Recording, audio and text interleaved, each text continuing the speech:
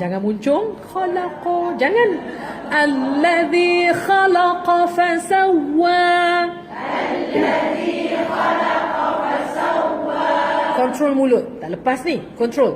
Alladhi khalaqa fasawwa. Alladhi khalaqa fasawwa. Walladhi qaddara fahada. Walladhi qaddara fahada. Fahada, lembut dal. Makhraj untuk huruf dal, hujung lidah belakang gigi atas. Letak tengok. Lidah tu lebar. Fahada.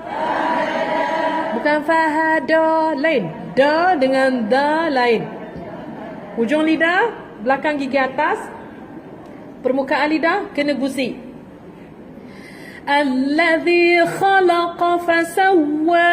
Ulang balik. Alladhi khalaqa fasawwa. Senyum, jangan kerut dahi.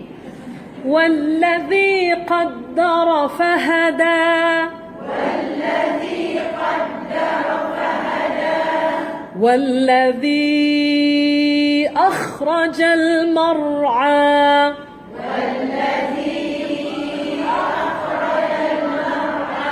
Tidak ada jangan. Buka mulut. Walladhi akhrajal mar'a.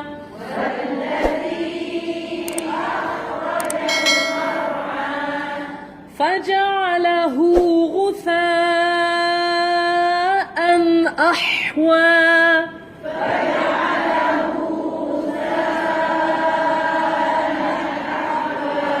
Ha itu dhammah kan? Dhammah kena muncung. Bila muncung, kena muncung dengan ikhlas. Bila muncung dengan ikhlas macam mana? Tak boleh alladhi, tak boleh walladhi. Mana? Faja'alahu. Mulut ini kan? Faja'alahu. Tak boleh. Faja'alahu ghutha'an ahwa.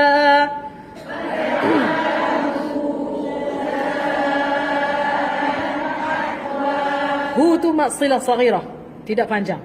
Faja'alahu ghutha'an ahwa. Faja'alahu ghutha'an ahwa. Sanuqri'uka fala tansa.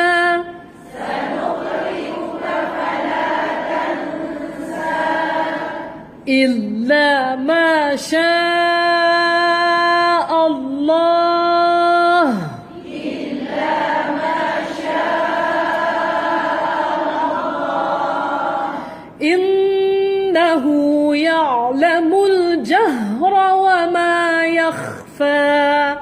Innahu ya'lamul jahra wa ma yakhfa.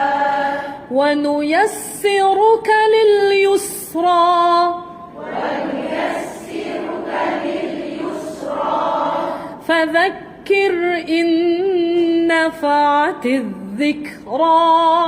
فذكر إن نفعت الذكرى. حروف ذال.